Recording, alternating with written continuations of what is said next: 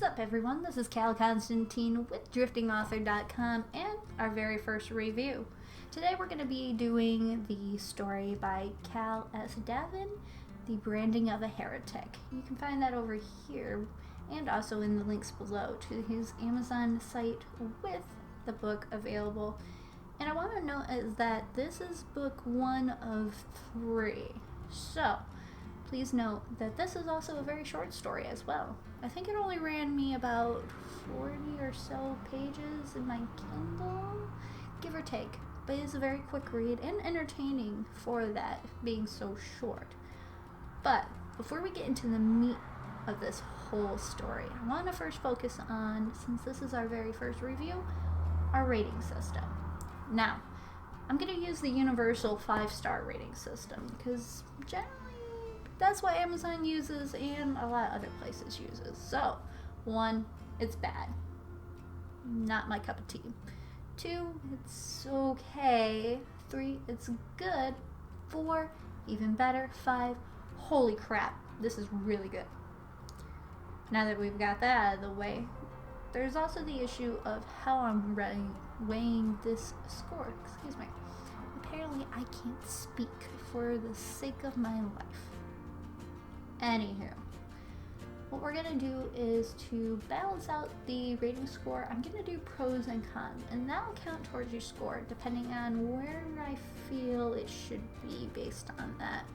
More pros you have and cons, the better the score. More cons, obviously the opposite. Now, pros are considered, to me, things that keep me engrossed in your story. Your character design, your world design, the general storytelling, the overall themes, and the feelings I get from it as well, along with if you're able to keep me going and not able to put this thing down. That will count towards a pro. On the opposite side, I'm not a crazy grammar person. I kind of expect if you've published work, you've gone through an editor or something at least before you put your stuff up there. I get that rough drafts may happen to make it out there, but if it's decent and I can follow through with it, and I don't see anything major that kind of throws me for a loop, then you won't be counted as a con. But things that will, bad formatting, if I can't make out what in the hell I'm reading, then that's a con, obviously.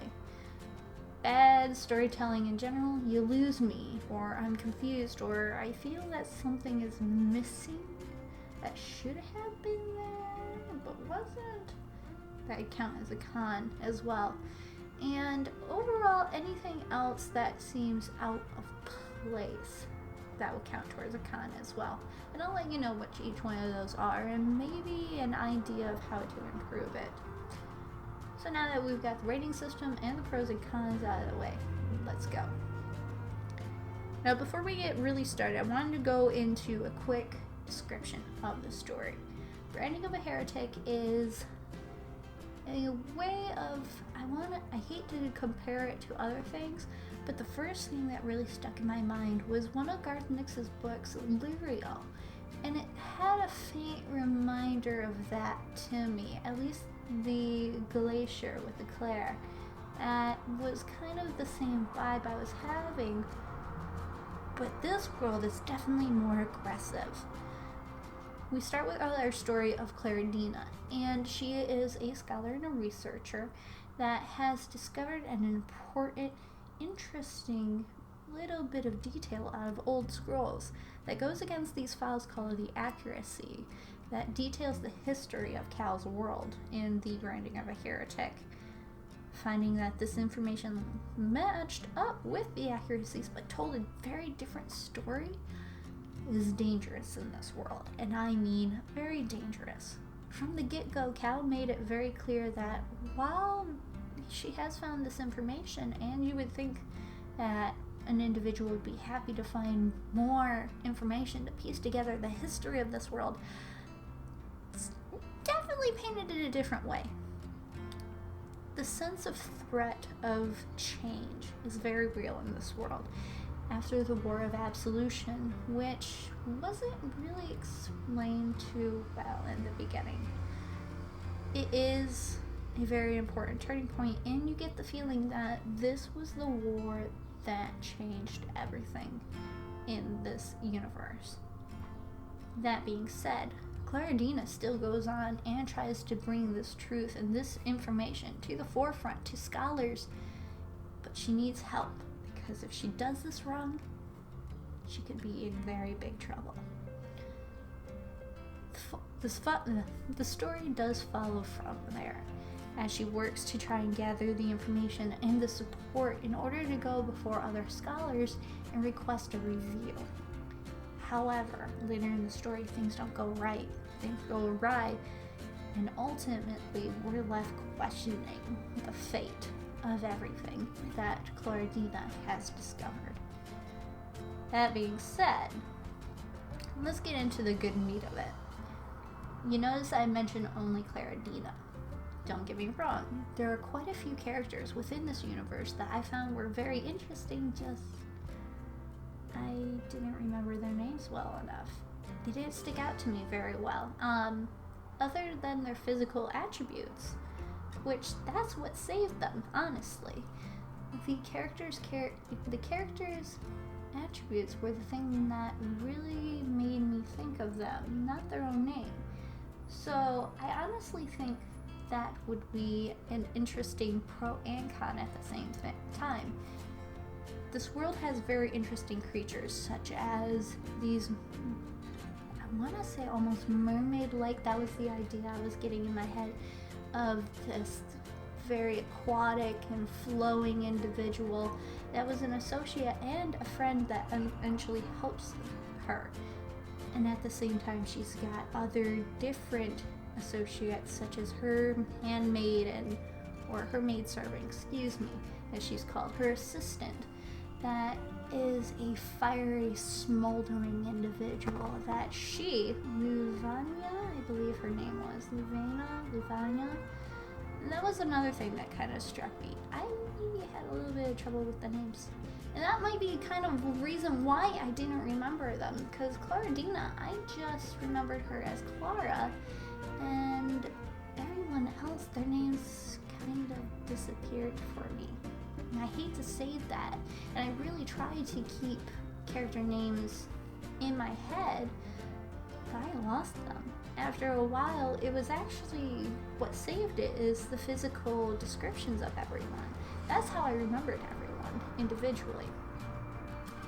Aside from that, as I said, the character descriptions were very detailed, and they painted a very vivid image of them as I went along in the story. And that was the main selling point to me.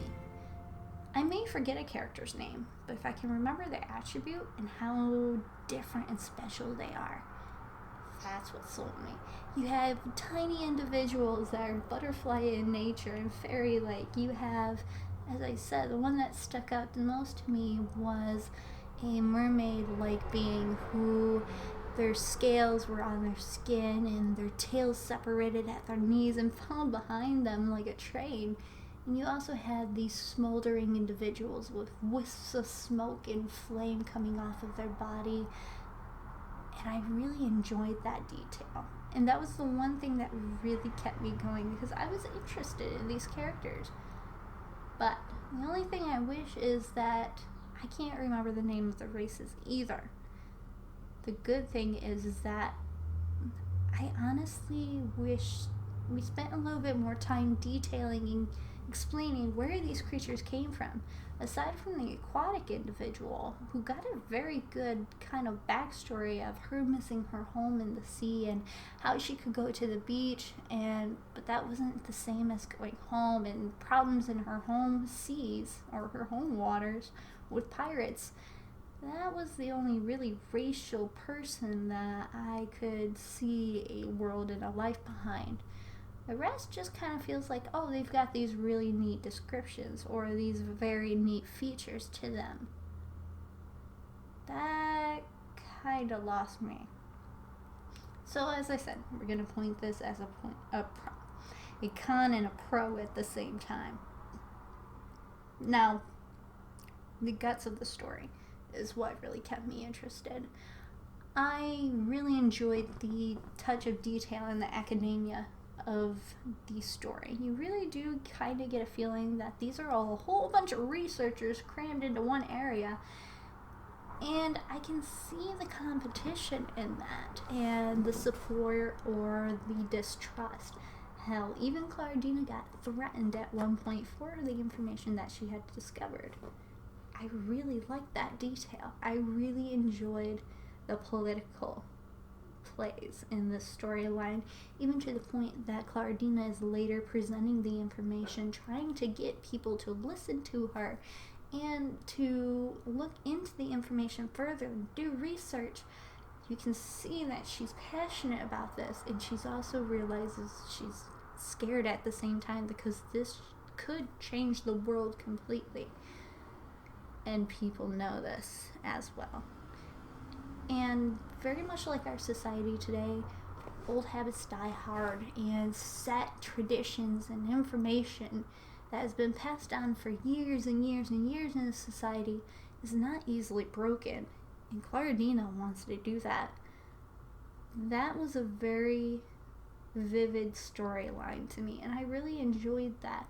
And especially how Claudina, despite her fear, she's so stubborn, she still goes through with it. But given that, the information itself, now I said I wouldn't spoil anything, but the problem is that I don't have anything to spoil with that information. Trust me, I'd love to tell you why she's in this situation where it's very dangerous for her to share this, but I don't believe it was ever explained. And like I said, I read this a couple of times just to kind of let it sink in a little bit more, but it was never fully explained. At least I didn't catch it, and if it was, then that is on my fault and I just missed it. Or if Cal had intended this, that would be a good lead-in to the other books. I haven't downloaded them just yet, but those will be reviewed at a later time because I'm intrigued by this trilogy, and I want to learn more about this world, and I hope there's more detail and more fabrication to this. Overall, I'm going to give this story a 3 out of 5. It's good, but I wish there was more. And not in the sense that I wish there was more so I could read more. I'm left kind of piecing things together myself, and normally I do enjoy that, but I don't have enough information. And the one thing that really dropped the score for me was, what was the argument that Claudina was making? What was the information that could blow everything out of the water? I don't know. And that was the main thing that got to me. But like I said, I recommend this read to anyone that likes the political type of, the word I'm kind of looking for is antagonism and struggle and generally changing society, going against the grain. I really enjoyed this story, and I plan on reading the other 2 books as I can. So if you're curious yourself and you want to try out this book, please, like I said, follow the links in the description below for both Cal's website and also his Amazon store. Now, that being said, I want to thank you for watching this review, and at any time, please feel free to request some work to be reviewed by me via my website, which you can find in the description below. Or if you want to reach out to me directly, you can message me anytime on YouTube, Twitter, my site, or you can even find me on Reddit as well. You can just find me in the links below, and I'll be able to reach out to you. And as always, remember to subscribe and stay tuned for more reviews by driftingauthor.com. See you guys later.